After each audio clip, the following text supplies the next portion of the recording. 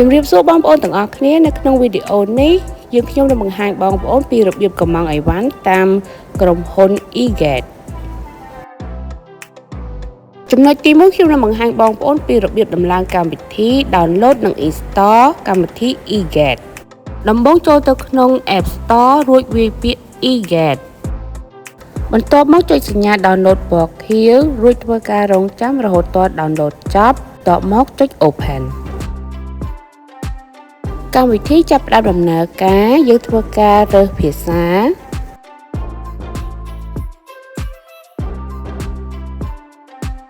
ចំណុចទី2ខ្ញុំនឹងបង្ហាញពីរបៀបចុះឈ្មោះយើងចូលទៅក្នុង icon ខាងក្រោមយកពាក្យ Me បន្ទាប់មកចុចផ្នែកខាងលើ Sign Up រួចចុច Phone Number បន្ទាប់មកវាយលេខទូរស័ព្ទចូលបន្ទាប់មកនឹងមានផ្ញើសារលេខ6ខ្ទង់មកកាន់លេខទូរស័ព្ទយើងវាយលេខ6ខ្ទង់ចូលការចុះឈ្មោះរបស់យើងបានរួចរាល់បន្ទាប់មកយើងនឹងឃើញលេខទូរស័ព្ទដែលយើងបានចុះឈ្មោះនៅផ្នែកខាងលើចំណុចទី3ខ្ញុំនឹងបង្ហាញពីរបៀបកំណត់ទីតាំងបងប្អូនចុចទៅលើ My Location បន្ទាប់មកចុច Add New Location បងប្អូនបំពេញឈ្មោះអាសយដ្ឋាននិងលេខទូរស័ព្ទរួចចុចពាក្យ Save Location ចំពោះអាសយដ្ឋាននេះផងដែរបងប្អូនអាចបង្កើតបានអាសយដ្ឋានជាច្រើនយើងអាចដាក់នៅផ្ទះនៅកន្លែងធ្វើការនៅសាលារៀនជាដើមចំណុចទី4ខ្ញុំនឹងបង្ហាញបងប្អូនពីរបៀបកម្មង់អីវ៉ាន់ម្ហូបទំនិញផ្សេងៗតាម eGate បងប្អូនចូលទៅក្នុង app eGate បន្ទាប់មកជ្រើសរើសយកមុខទំនិញដែលបងប្អូនចង់ទិញថ្ងៃនេះខ្ញុំចង់ទិញទំនិញ3មុខអញ្ចឹងខ្ញុំជ្រើសរើសមុខទំនិញដែលខ្ញុំចង់ទិញបន្ទាប់មកចុចទៅលើចំនួនហើយចុចទៅលើពាក្យ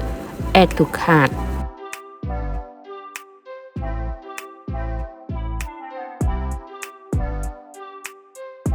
បន្ទាប់មកយើងបន្តទៅរកមុខទំនិញទី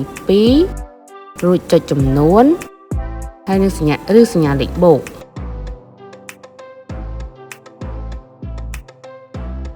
បន្ទាប់មកយើងត្រូវជ្រើសរើសទំនិញទី3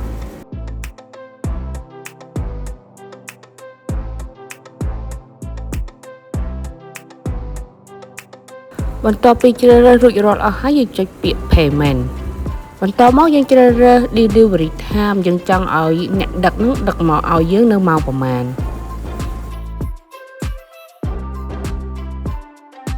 ចំពោះម៉ោងដែលបានដាក់មានដាក់សម្រាប់ថ្ងៃនេះនិងសម្រាប់ថ្ងៃស្អែកខ្ញុំជ្រើសរើសម៉ោង 9:15 នាទីដល់ម៉ោង 9:30 នាទី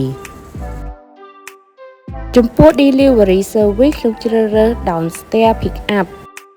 បន្ទាប់មកយើងคลิกលើ Order Now ចំពោះការបង់ប្រាក់យើងអាចបង់ប្រាក់តាមអនឡាញតាមធនាគារផ្សេងៗឬក៏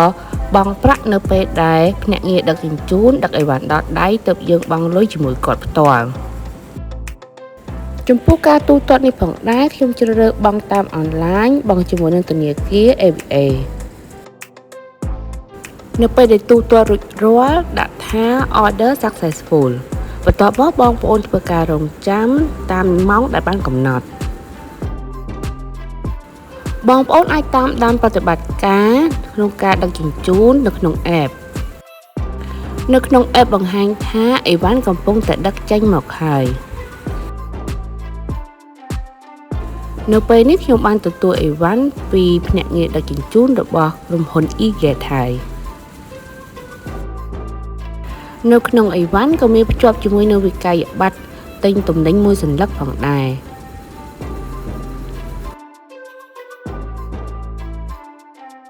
ពេលដែលបានទទួលទំនិញហើយយើងចូលទៅក្នុង app រួចចុចពាក្យ Confirm ហើយចុចពាក្យ OK យើងអាចចុចចូលទៅពាក្យ Rate Us ដើម្បីធ្វើការវាយតម្លៃក្នុងការទិញរបស់យើងអាចវាយតម្លៃទៅលើសេវាកម្មដឹកជញ្ជូនរបស់ក្រុមហ៊ុន eGate ហើយទី2យើងអាចវាយតម្លៃទៅលើទំនិញដែលយើងបានទិញពីក្នុងហាងផងដែរខ្ញុំបានថតរូបចំពោះទំនិញដែលខ្ញុំបានកម្មង់បន្ទាប់មកផុសចូលទៅក្នុង app ចំពោះចំណុចត្រង់នេះបងប្អូនមិនបាច់ផុសក៏បានដែរ